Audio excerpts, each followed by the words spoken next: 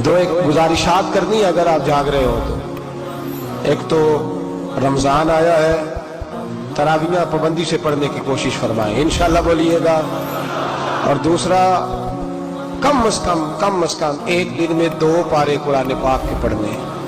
ये नहीं देखना, इस नफ्स की चाल के पीछे नहीं चलना कि अभी सही नहीं पढ़ना आता तो मैं रमज़ान के बाद पहले सही कर लूँ फिर शुरू करूँगा। कम से कम 2 पारे। इमाम आज़म अबू हनीफा रमज़ान मुबारक के हर दिन में 2 कुरान पाक ख़त्म फरमाते थे, एक दिन में एक रात में, और एक नमाज तरावी में। गोया रमज़ान में 61 कुरान पाक पढ़ा करते थे। ख़वातीन से मेरी गुजारिश है, मैंने जुमे में अपने दोस्तों से कहा था कि घर वालों से कहो कि डिशें कम बनाएं और कुरान पाक ज़्यादा पढ़ें। बच्चों से कहें खाने थोड़े खा लेंगे रमज़ान में, लेकिन कुरान पाक ज़्यादा पढ़ें, ज़्यादा तवज्जो देंगे। असर से मगरिब का जो वक्त है वो रसूल पाक पे दुरूद और सलाम पढ़ें सारा वक्त। कोशिश करें कि जो हज़रात फारिग हैं वो मस्जिद में बैठें और असर से मगरिब तक तस्बीह ले लें और खोल के पढ़ें अस्सलातु वस्सलामु अलैका या रसूल अल्लाह, अस्सलातु वस्सलामु अलैका।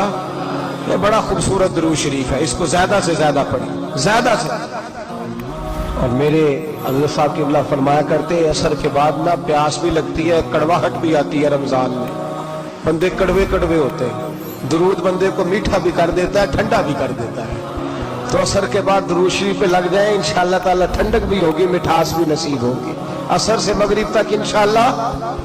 और दूसरी मेरी गुजारिश ये है, गरीबों को, मजबूरों को, तंगदस्तों को, बेवाओं को जिसने कोई चीज़ देनी है वो फौरन दे, ताकि अपने रमज़ान के रोज़े वो सही तरीके से रखें और घर जाके दें, उनकी इज्जत का ख्याल करें।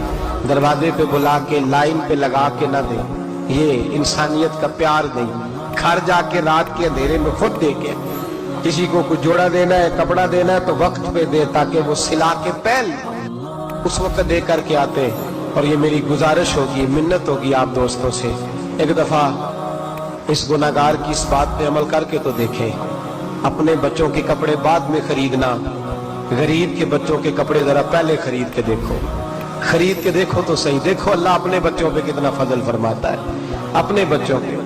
और अगर आप ये नुस्खा जानना चाहें कि हमारे बच्चों पे अल्लाह रहम करे तो गरीबों के बच्चों से प्यार शुरू कर दें, दूसरों के बच्चों से मोहब्बत करें। सुबह शाम टीवी पर औरतें बैठ गई हैं, मजहब सिखाती हैं, उनसे भी हमारी अपील है कि मजहब बेपर्दगी का नाम तो नहीं है ना, चेहरों पे नकाब डालें। और आप सिर्फ औरतों को घरों में जाके कोई दीन सिखाना चाहें तो इजाजत है, मर्दों को मर्द दीन सिखाएंगे। औरत के चेहरे का पर्दा है वो पर्दे में रहेगी। मैं तो गुजारिश करता हूँ दोस्तों से कि सहरी और इफ्तारी में टीवी बंद रखें। ये गवैये सारा साल गाने गाते हैं, सारा साल नाचते हैं, रमजान आता है तो ये टीवी पे बैठ जाते हैं और बैठ करके दीन सिखाना शुरू कर देते हैं। हम ठेकेदार नहीं है मजहब के, लेकिन हम इन्हें कहते हैं पक्की सच्ची तौबा करो, रमजान मुबारक में तौबा करो। ये क्या बात हुई कि 29 शाबान तक धमा चौकड़ी करते हो, यकम रमजान आता है तो टीवी पे बैठ जाते हो दीन सिखाने, और ईद वाले दिन फिर वही तमाशे शुरू कर देते हो। ये किस तरह का मजहब है? हमारा दीन खूबसूरत मजहब है, रोशन किरदार वाला मजहब है।